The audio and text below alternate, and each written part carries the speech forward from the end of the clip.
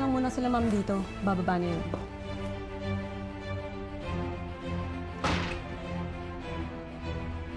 Good morning po, ma'am.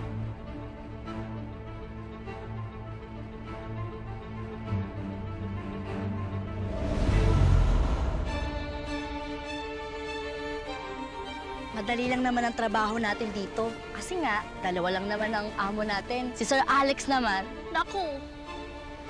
Pero isa lang masasabi ko, baka siya ang mapalaban.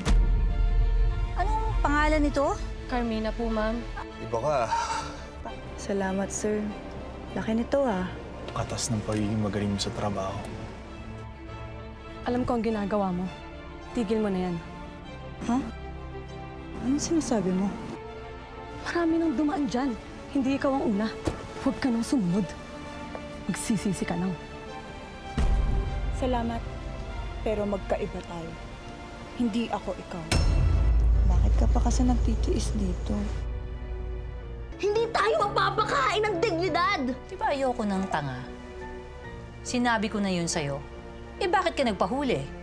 Ikaw ang nilalangaw na ulam sa karinderya! Di ka nakalaban, di ka nakalaban.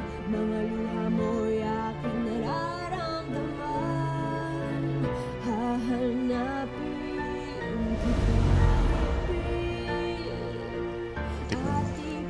Iba talaga pag sariwa, matamis, makatas.